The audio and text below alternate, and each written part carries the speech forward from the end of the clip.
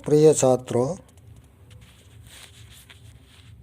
मैं रामपाल मीणा से आचार्य इतिहास LBS गवर्नमेंट कॉलेज कोटपुतली, कक्षा BA पार्ट 3, पेपर 2, आधुनिक विश्व का इतिहास। आज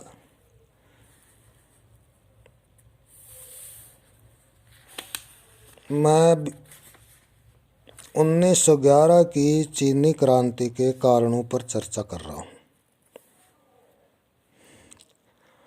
1911 की चीनी क्रांति की पृष्ठभूमि गत व्याख्यान में मैंने आपको बता दी है। अब मैं इस क्रांति के कारणों का संक्षेप में खुलासा कर रहा हूँ। पहला महत्वपूर्ण कारण था अयोग्य एवं दुर्बल शासक।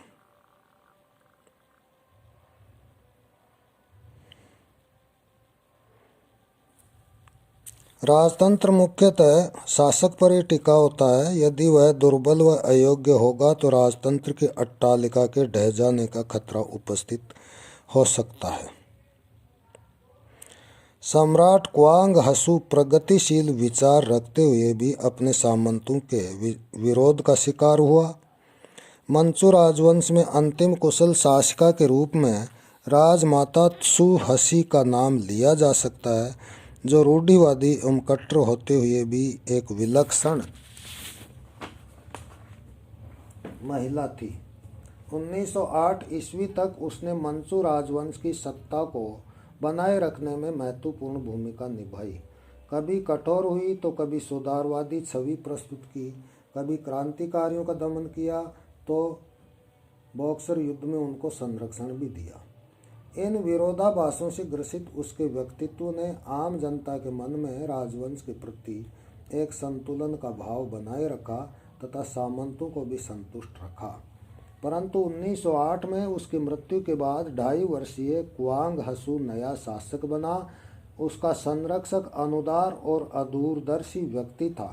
शासन सूत्रों पर इस समय मंचू राजवंश की पकड़ ढीली हो गई।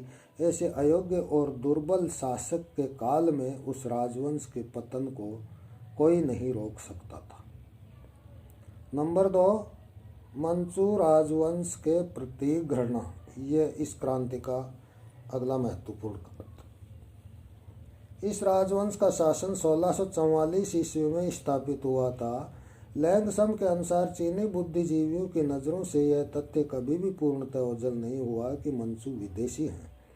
1890 ईस्वी के बाद से तो इन विजेताओं की सत्ता उखाड़ फेंकने हेतु शक्तिशाली गुप्त आंदोलन होने लगे।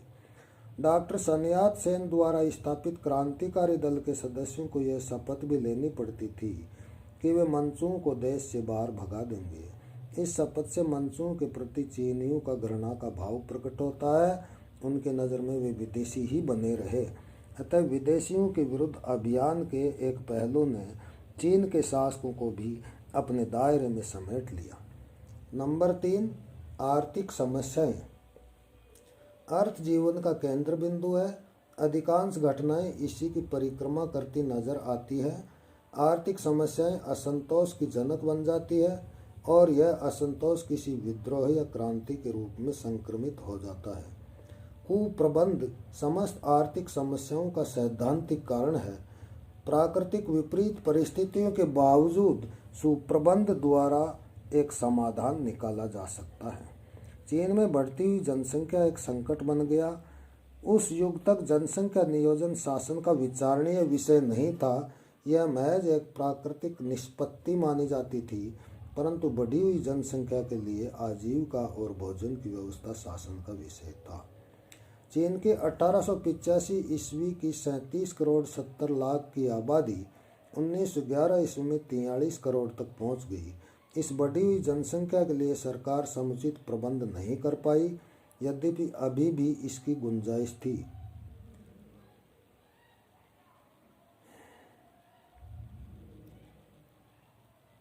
चीन की प्रमुख नदियों में भयंकर बाढ़ आने से 1910-11 ईस्वी में फसलें भी चौपट हो गई थी और करोड़ों लोग बेघरबार हो गए थे। ऐसी विपदाग्रस्त स्थिति में मंचू सरकार जनता को राहत नहीं पहुंचा सकी। इससे जनता का सरकार विरोधी हो जाना संभव था। चौथा महत्वपूर्ण कारण था विदेशियों के विरुद्ध प्रतिक्रिया। 1911 ईस्वी की क्रांति को परिणाम की दृष्टि से देखें तो यह एक आंतरिक विद्रोह प्रतीत होता है, परंतु बारीकी से देखने पर पिछले कुछ वर्षों से चीनियों के हृदय में विदेशियों के प्रति धधक रही ज्वाला को देखा जा सकता है। तात्कालिक कारण का छोर भी रेलवे लाइन के निर्माण में विदेशियों के प्रभुत्व को चुनौती देने से ही प्रारंभ हुआ। विदेशियों ने गत कुछ वर्षों में एक एक करके अनेक रियायतें और क्षेत्रातीत अधिकार प्राप्त कर लिए और चीन का शोषण करने लगे। अपनी इस दुर्दशा से चीनी बौद्धिक वर्ग का असंतुष्ट होना 1911 ईस्वी की क्रांति की पृष्ठभूमि में प्रमुख कारण माना जा सकता है।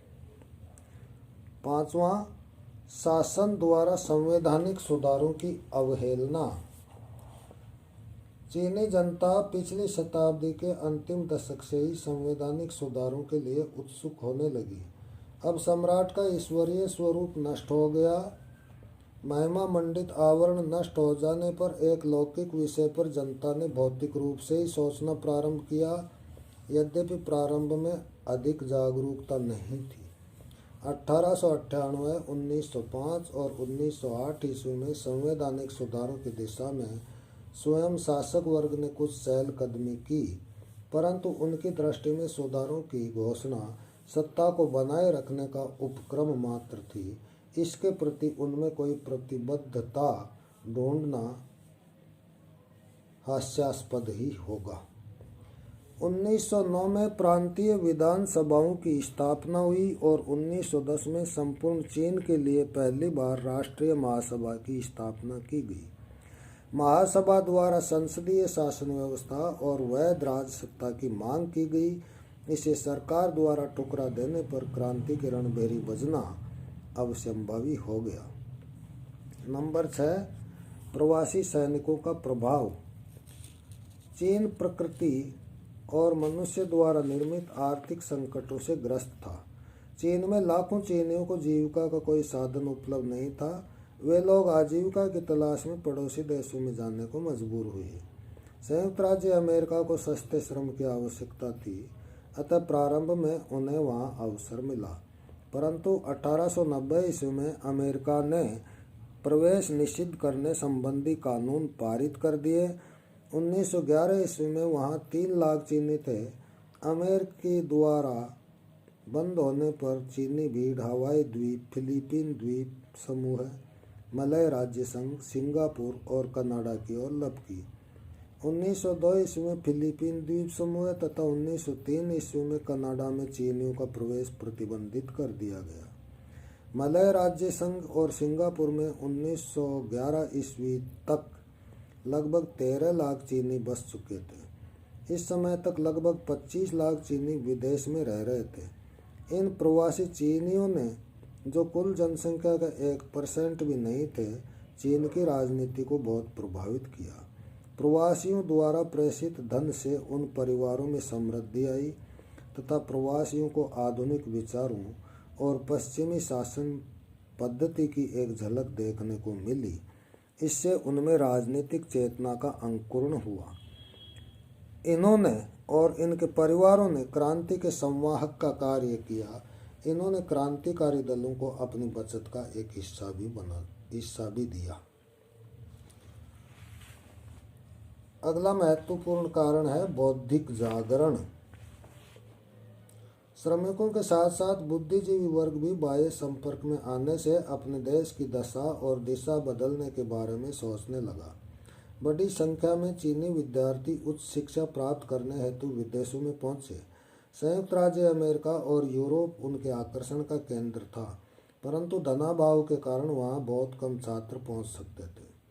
लैंगसम के अनुसार संयुक्त राज्य अमेरिका के विश्वविद्यालयों में 1898 ईस्वी में मात्र 6 चीनी विद्यार्थी थे, जो 1918 ईस्वी में 1500 हो गए।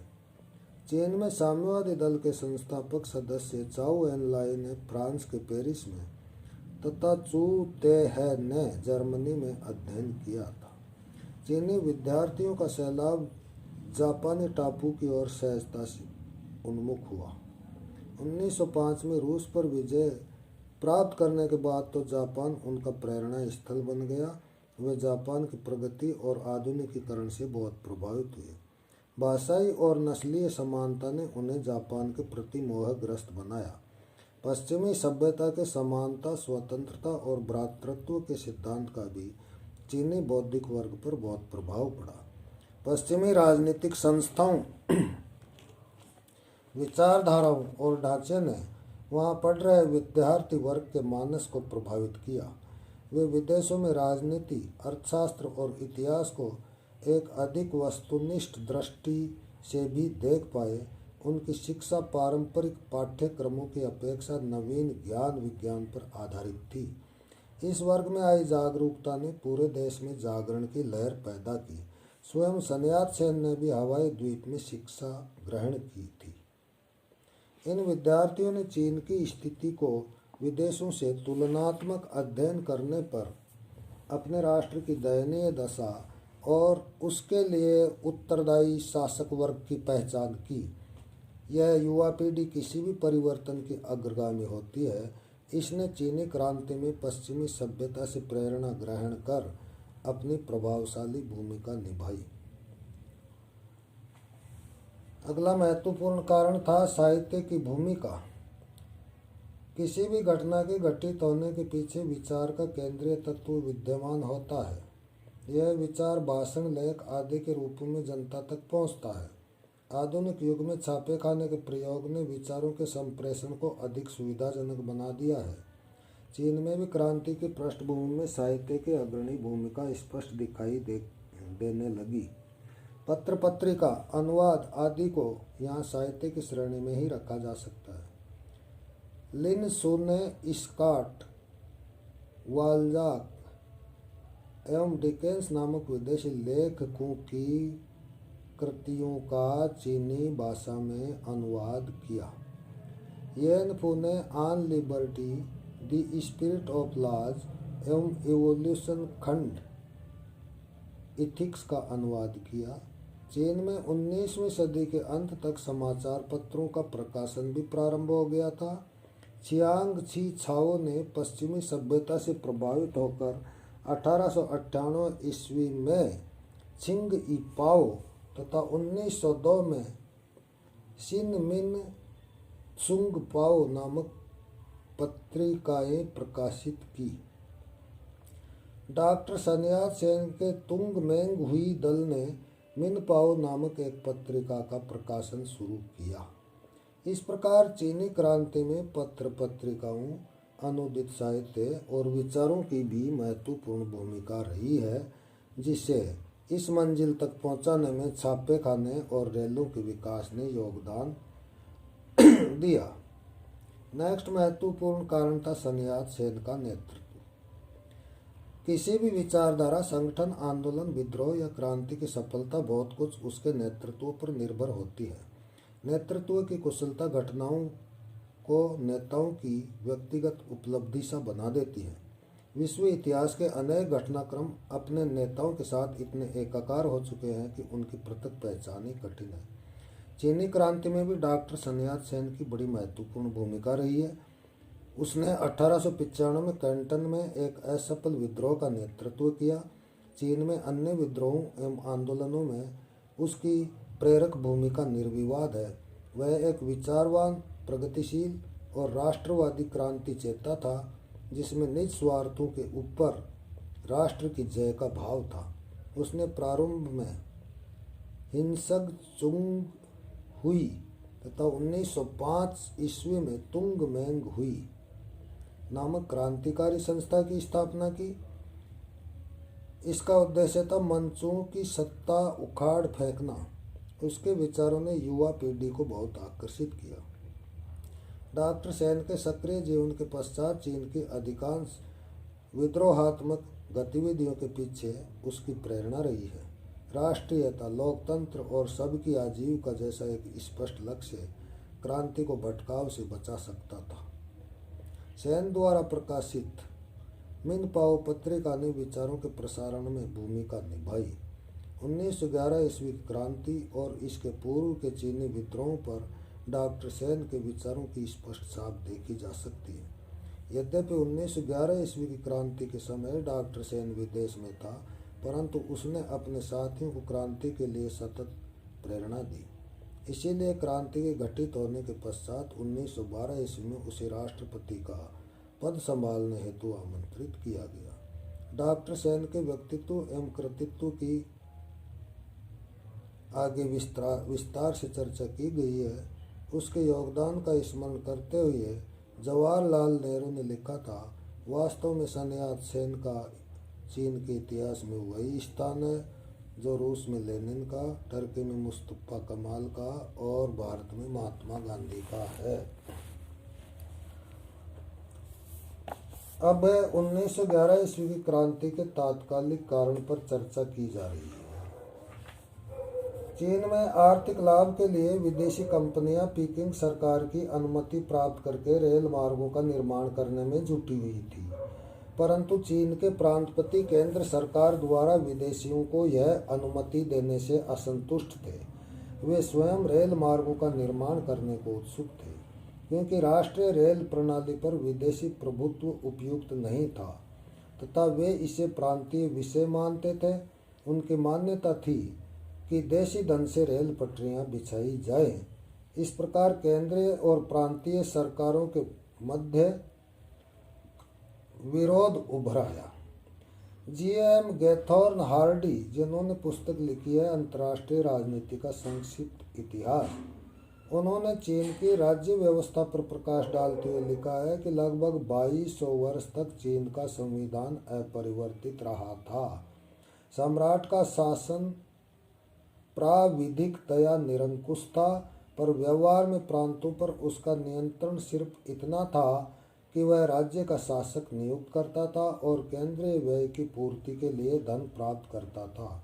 इस प्रकार सारे साम्राज्य में स्थानीय स्वतंत्रता बड़ी मात्रा में थी और सम्राट स्वयं एकत्व की वास्तविक गांठ थी, परंतु प्रांतों की स्वायत्तता पर भी विदेशियों के प्रभाव के कारण प्रभाव होने लगे। केंद्र और प्रांतीय सरकारों में मतभेद बढ़ते गए। H.M. विना के, जिन्होंने पुस्तक लिखी है a history of far east in modern times भाग 1, उनके अनुसार 1905 के बाद जो अधिकार वापस लो आंदोलन चला, 1905 के बाद जो अधिकार वापस लो आंदोलन चला, प्रांतीय नियंत्रण की मांग उसका मुख्य लक्षण था। रेल मार्ग निर्माण संबंधी मतभेदों ने 1911 ईस्वी में उग्र रूप धारण कर लिया। सरकार को मध्य चीन में दिए गए ठेके निरस्त करने पड़े। जचुआन प्रांत में एक विद्रोह उठ खड़ा हुआ। सरकार ने दमन नीति का सहारा लेते हुए सभी विद्रोही नेताओं को सितंबर 1911 ईस्वी में बंदी बना लिया।